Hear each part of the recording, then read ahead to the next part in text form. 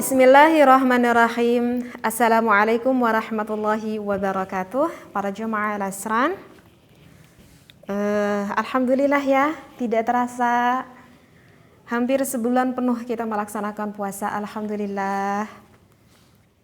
Sekarang ke penghujung bulan.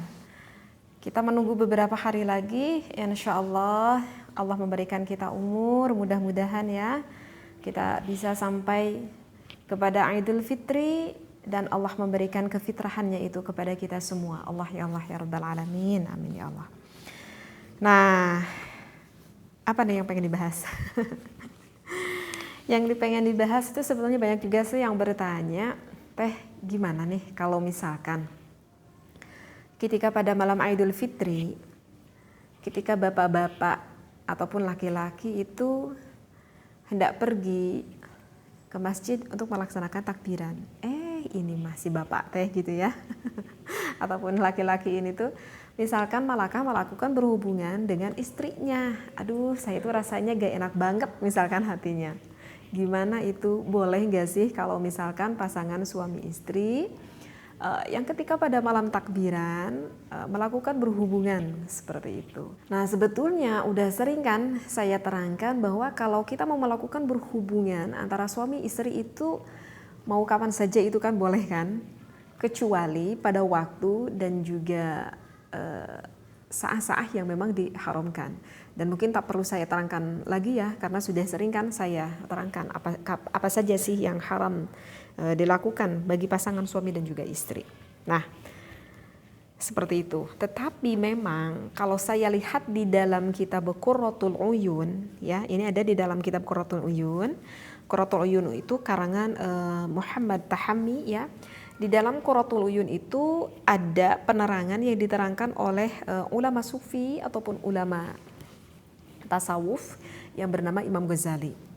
Imam Ghazali mengatakan di dalam kitab itu bahwa ada 4 malam, yang mana 4 malam itu makruh kalau misalkan kita melakukan berhubungan, ya, dan lebih baik itu ditinggalkan. Kenapa Imam Ghazali mengatakan lebih baik ditinggalkan? Karena itu nanti akibatnya itu bisa fatal, gitu ya. Ini yang dikatakan ataupun yang disampaikan oleh Imam Ghazali. Maka malam apakah saja itu, wahai ulama?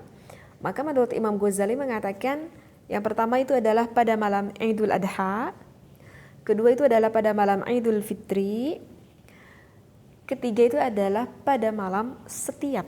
Nah, ini setiap nih.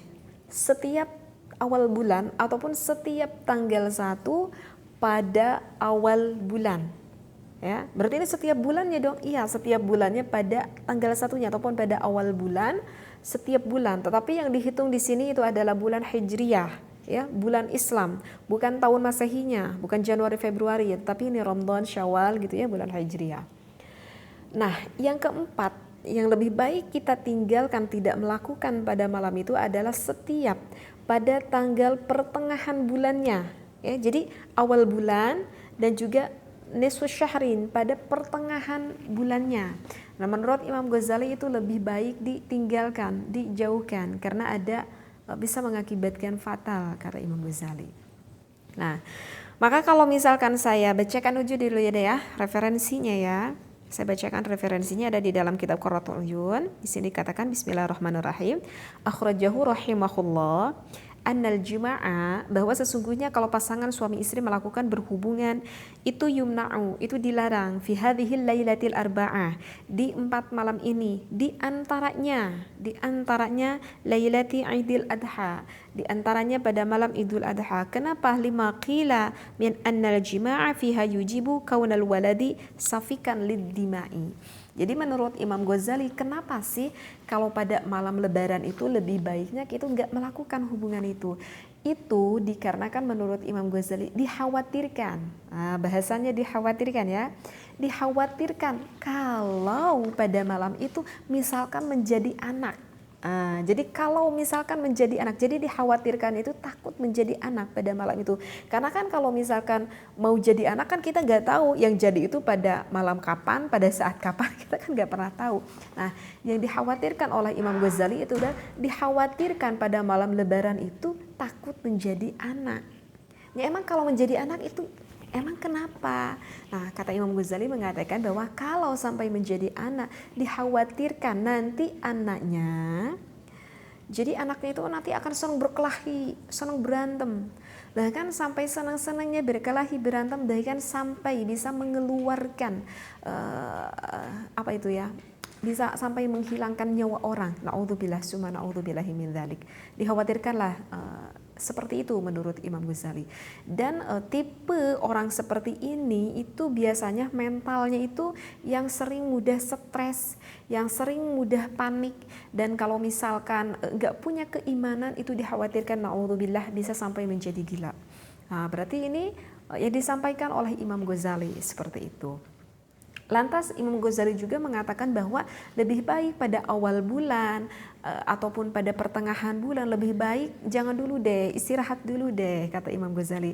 Kenapa Imam Ghazali mengatakan seperti itu? Dikarenakan itu ada hadis yang mengatakan la tujami'u, lebih baik kita tidak melakukan berhubungan suami istri itu ra'sal lailati syahri, pada awal bulan, pada tanggal pertamanya awal bulan, wa bin nisfi, dan juga pertengahannya. Kenapa? Wa yuqalu inna syayatina yujami'una fiha. Karena di dalam hadis itu mengatakan bahwa ya dikhawatirkan nanti syaitan itu ikut nimbrung bareng sama kita ketika pasangan suami istri sedang melakukan hal itu. Nah, itu adalah yang menjadikan alasan ataupun landasan kenapa sih Imam Ghazali menghukuminya makruh seperti itu. Tetapi ini nih yang mendengarkan, ini harus sampai tuntas mendengarkannya ya. Jangan sampai diberhentikan dulu karena nanti takut pemahamannya itu jadi salah nih pemahamannya. Tetapi nih saya belum selesai ini menjelaskan. Tetapi nih gimana yang teh? Itu Imam Ghazali, kalian tahu bahwa Imam Ghazali itu adalah seorang ulama sufi, seorang ulama tasawuf. Ya sehingga pantas dan wajar lah ya, karena namanya juga ulama sufi ya, yang begitu banyak sekali melakukan ibadah sehingga menghukuminya itu adalah makruh. Tapi kan teh tidak semua orang itu bisa seperti Imam Ghazali misalkan. Atau kok misalkan di dalam satu suasana, saya bayangin, misalkan aku ini pengantin baru, misalkan. Aku pengantin baru, aku tuh nikah misalkan ketika bulan Ramadan, itu kan namanya pengantin baru. Nah, bisa kebayang nggak para jamaah al-asran semuanya yang namanya pengantin baru kan? Kayaknya nggak pengen ada satu malam pun yang terlewat gitu kan? Ya namanya juga pengantin baru kan, menuju mejena sosono gitu kan. Nah, gimana deh gitu, aku gak mau melewatkan satu malam pun misalkan. Tapi aku tuh takut kalau pada malam Idul Fitri itu takut menjadi anak, dan takut seperti apa yang dikatakan oleh Imam Ghazali. Misalkan nih ada pertanyaan seperti itu. Ataupun misalkan ada satu situasi, satu kondisi, misalkan seorang suami yang mana pulangnya misalkan 1 bulan sekali. Nah misalkan pulangnya 1 bulan sekali, dan ketika pulang itu misalkan pada malam lebaran, wajar gak kalau misalkan suaminya itu sonok banget gitu ya, kangen banget gitu sama istrinya? Wajar gak ya? Kalau menurut saya sih itu wajar banget gitu ya. Bayangin udah sebulan gitu gak ketemu sama istrinya dan pulangnya adalah ketika malam lebaran seperti itu. Lantas aduh gimana dong, aku lagi pengen punya program punya anak dan takutnya langsung jadi anak. Aku takut seperti apa yang dikatakan oleh Imam Ghazali. Nah gini ya, ketika saya melihat referensi yang lain, saya lihat di dalam kitab Tuhfatul Minhaj ya, ada nih penjelasan yang lebih jauh di dalam kitab Tuhfatul Minhaj. Ada seorang ulama yang mengatakan riwayat ini dari Ibnu Hajar. Ini yang disampaikan oleh, maksud saya yang disampaikan oleh Ibnu Hajar. Jadi hadis yang disampaikan oleh Imam Ghazali tersebut itu hadisnya tidak sabit. Itu yang dikatakan oleh Imam Ibnu Hajar.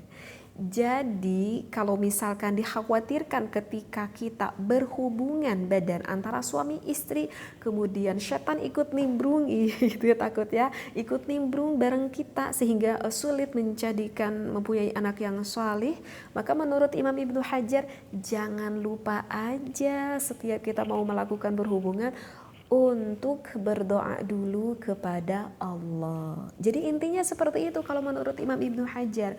Jadi kalau menurut Imam Ibnu Hajar gak apa-apa mau kita lakukan pada Idul Fitri, Idul Adha, mau awal bulan, mau tengah bulan, itu setan gak akan ikut bareng kita.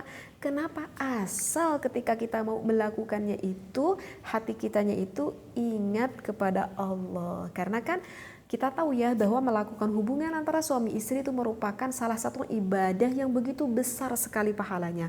Sehingga ya apapun itu yang namanya ibadah itu kan harus ikhlas karena Allah, harus diniatkan ibadah karena Allah, begitu kan? Sehingga kalau kita ya bismillah dulu, ya maka insya Allah setan itu gak akan ikut bareng sama kita. Sehingga wahai untuk para suami istri kalau mau melakukan berhubungan, jangan lupa baca dulu doanya ya. Seperti itu. Jadi jangan sampai langsung aja gitu, jangan. Allahumma jannibis syaitana wa jannibis syaitana ma razaqtana. Baca dulu doanya. Yang itu yang pendek aja welah doanya. Aduh sama yang pendek juga menisu hafal lah teh misalkan. Gak apa-apa kalau misalkan gak hafal yang pendek juga udah, masa bismillah gak hafal ya udah baca aja bismillahirrahmanirrahim. Gak diucap kan pun gak apa-apa. Misalkan di dalam hati boleh gak? Di dalam hati pun jadi dalam hati aja ya mengucapkannya. Dan kalau terkadang mengingatkan gitu sama suami, kadang bisa lupa bismillah gitu ya. Ataupun suami yang mengingatkan pada istri gitu, kadang bisa lupa bismillah, dalam hati aja bismillahirrahmanirrahim. Udah insya Allah syaitan itu gak akan ikut bareng berhubungan sama kita seperti itu ya. Karena kenapa Imam Ghazali berpendapat seperti itu ya wajar, karena kan Imam Ghazali itu adalah seorang ulama ahli sufi, seorang ulama ahli tasawuf ya. Sehingga Imam Ghazali cing atuh merenya hari malam lebaran teuing mah istirahat heula sakali mah gitu ya. Masa bapak-bapak lagi pada pergi ke masjid untuk melaksanakan takbiran, ini mah gitu ya. Ya misalkan kalau Imam Ghazali bisa bahasa Sunda kayaknya ngomongnya kayak gitu ya.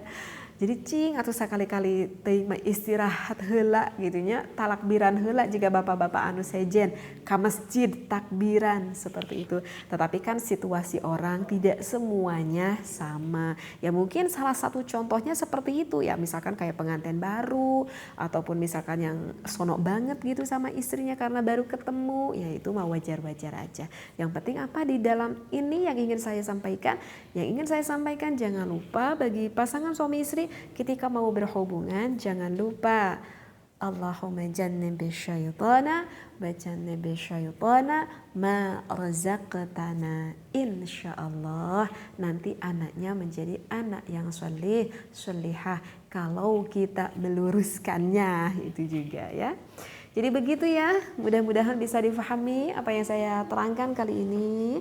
Mudah-mudahan sebentar lagi kita nggak tahu 2 hari lagi, nggak tahu 3 hari lagi ya, kita akan menuju ke Idul Fitri. Mudah-mudahan Allah memberikan umur kepada kita sampai ke sana dan kita mendapatkan fitrahnya dari Allah Subhanahu wa taala, bersih dari hakul adami dan juga hakum minallah.